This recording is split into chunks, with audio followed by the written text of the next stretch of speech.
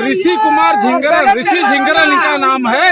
इनका पुराना परिचय ये है कि पहले ये भाजपा की IT सेल में हुआ करते थे, लेकिन जब मंदिर तोड़े गए, काशी विश्वनाथ कॉरिडोर बनाने के नाम पे जब मंदिर तोड़े गए, उसके बाद इनका मन इतना खिन्न हुआ कि इन्होंने अपना जो है बनारसीपन जगाया और ये बताएंगे कि असली बनारसी कौन होता है। तो हम सीधे रूबरू होते हैं ऋषि झिंगरन जी से और इनसे पूछते हैं कि क्या हुआ है यहाँ बनारस में, कैसे इस बनारस की आत्मा को मारने का काम किया है भाजपा सरकार ने। देखिए, अभी ये जो घटना हुई है आज यहाँ शाम को चुनाव के बाद सारी EVM कल स्ट्रांग रूम में रखा के सील हो गई थी और परसों यहाँ पर मतगणना है। मतगणना के पहले आज जो लोग यहाँ सुरक्षा में लगे हुए थे, प्रत्याशी के कार्यकर्ता, उन्होंने एक गाड़ी को भागते हुए देखा और उसको जब रोका तो उसका ड्राइवर भाग गया और उनका ये भी कहना है कि 2 गाड़ियां उसके आगे भाग चुकी थी। अब यहाँ पहला प्रश्न तो ये उठता है कि अगर कुछ गलत नहीं था तो भागने की क्या जरूरत थी।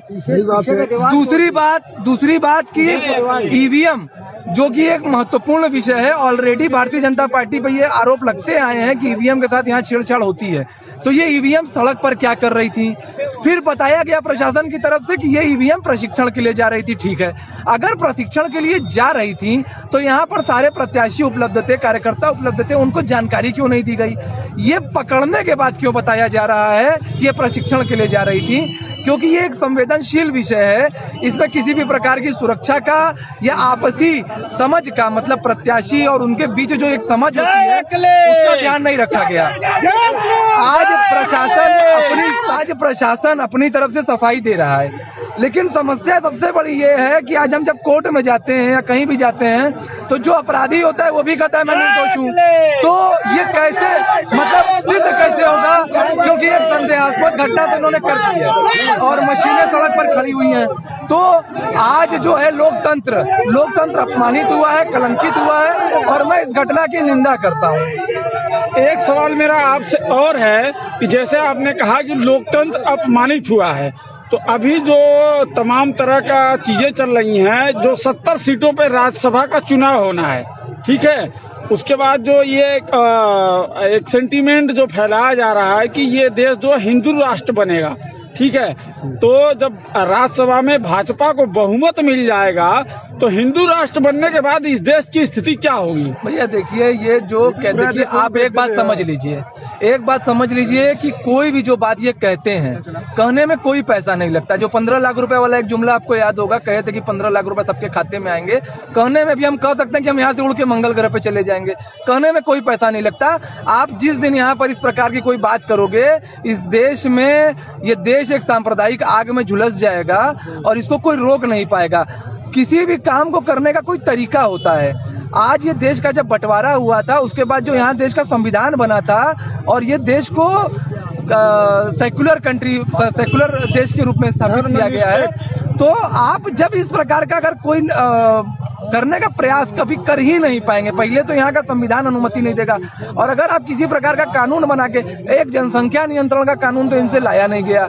अभी एक दिन ये मेडिकल डॉक्टर्स के लिए कोई कानून लेके आ रहे थे, मोदी जी ने ट्वीट किया था और इतना प्रेशर बना था कि वो ट्वीट डिलीट करना पड़ गया। तो कहने में और करने में बहुत जमीन आसमान का अंतर होता है। कहने से कोई भी कुछ कह सकता है, ये सब केवल जुमले हैं जनता को भ्रमित करने के लिए। मैं तो ये मानकर चलता हूँ कि इस प्रकार के जुमलों से भरमाते ये कहीं देश को, जैसे ईस्ट इंडिया कंपनी ने हमको गुलाम बना लिया था, वैसे उद्योगपतियों का कहीं गुलाम न बनवा दें। हाँ, तो आपका उद्योगपतियों का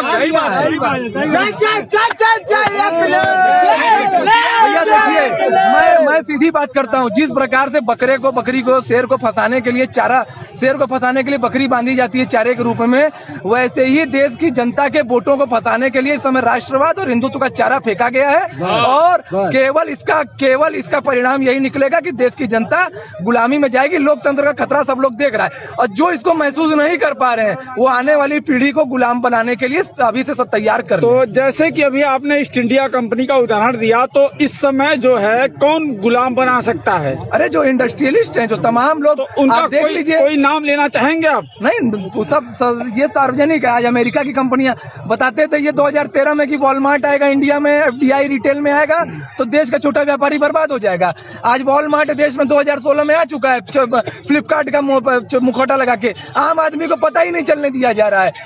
एक मेरा सवाल यहाँ पे है कि जो विश्वनाथ कॉरिडोर बना है, उस कॉरिडोर को बनाने वाली कंपनी किस देश की है, क्या आप जानते हैं? नहीं, देखिए, पहले तो केवल आप कॉरिडोर की बात मत करिए। बनारस में 16,000 करोड़ रुपए की योजनाएं पिछले 7 साल में चली हैं और आपको जानकर आश्चर्य होगा कि यहाँ खड़े हुए किसी एक व्यक्ति को लोकल 1 रुपए का काम नहीं मिला है।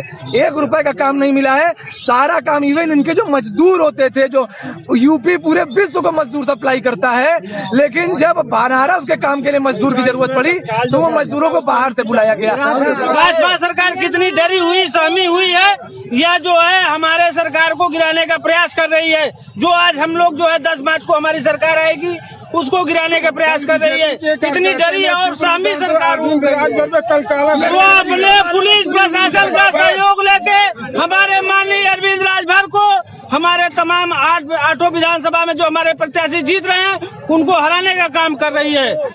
ऐसे जो है पुलिस प्रशासन से अनुरोध है कि इस तरीके का अनैतिक पूर्ण कार्य न करे एवं